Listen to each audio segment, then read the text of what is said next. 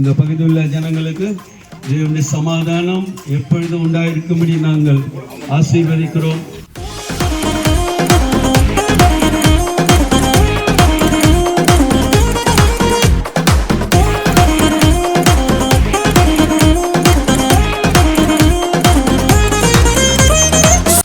அதாவது இருதயம் நொறுங்குண்டவர்களை கர்த்தர் குணமாக்குறார்.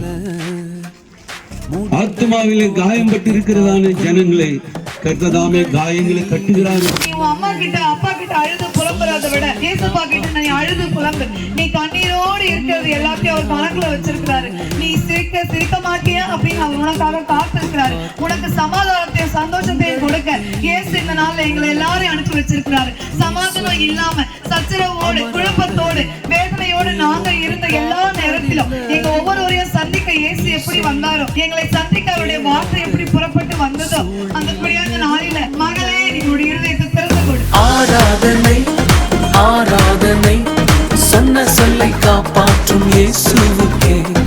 ஆராதனை ஆராதனை வார்த்தையை நிறைவேற்றும் இயேசுவுக்கே. ஆராதனை ஆராதனை சொன்ன சொல்லை காப்பாற்றும் இயேசுவுக்கே.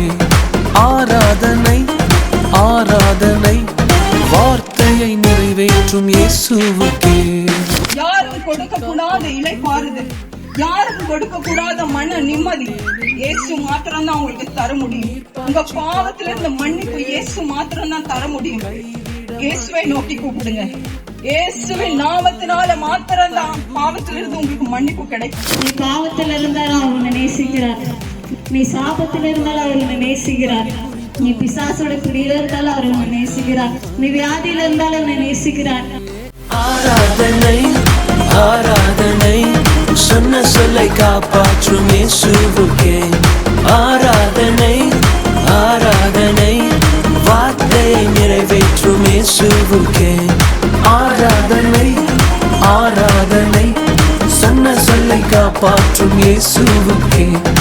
ஆராதனை ஆராதனை வார்த்தையை நிறைவேற்றும் இயேசுவுக்கே. என்ன நேசித்த தேவன் உங்களையும் நேசிக்கிறார். இந்த வேளையில உங்களை இருதயத்தை திறந்து இயேசுவேன்னு சொன்னா போதும், அவரு உங்க பக்கத்திலே இருப்பாரு. அவர் ஒரு தேட்டர்ல வாழனா என்னோட கூட இருந்து என்னை ஆட்சி தேற்றுறது நிமித்தமா தான் இந்த நாள்ல நான் உங்க மத்தியில நிக்கிறேன். கர்த்தர் உங்களை விடுவிக்க இங்க வந்திருக்கிறார். எங்களை ஆசீர்வாதமா வைத்திருக்கிறார். அதே போல நீங்களும் ஆசீர்வாதமா இருப்பீங்க. எங்க நோய் நொடி இல்லாம நாங்க வந்து இருக்கிறோம். நீங்களும் அப்படியே இருப்பீங்க. வாங்க நேசிங்க. கர்த்தர் ஆசீர்வாதிப்பாராக. எத்தனையோ தாய்மார்களும் சகோதரர்களும் சகோதரிகளும் கண்ணீரோடவும் கஷ்டங்களோடவும் வியாதிகளோடவும் அவதிப்பட்டு கொண்டிருக்கிறார்கள். அவர்களுக்காக வேண்டிக் கொள்கிறோம். அவரை வழிபடுறதுக்கோ இல்ல அவரை கும்பிடுறதுக்கோ அவர் எந்த வரிமொழியும் கிடையாது. நீங்க எப்படி கூப்பிடுறீங்களோ அவர் அந்த நிமிஷமே உங்க பக்கத்துல வந்து உட்கார்ந்துருவாரு. எதுவா இருந்தாலும் சரி இயேசுன்ற நாமத்தை மாத்திரம் ஒரே ஒரு வாட்டி நீங்க கூப்பிட்டு பாருங்க. அவர் சமாதானத்தை தருகிறவர், நித்திய சமாதானத்தை தருகிறவர். ஒரு அன்பு சந்தோஷம் எல்லாமே நிலைத்திருக்கிறது. காரணம் என்னன்னா, நாங்கள் இயேசப்பாவை ஒவ்வொரு நாளும் அனுதினமும் நாங்கள் அனுசரிக்கிறோம்.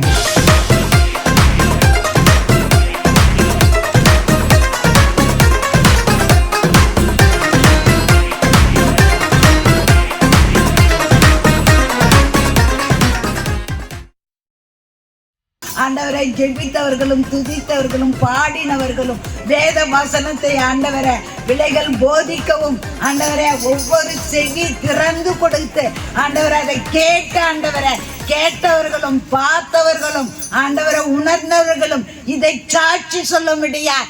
எங்களை நடத்தினீர், இனியும் நடத்துவீர், இனி மேலும் நடத்துவீர்.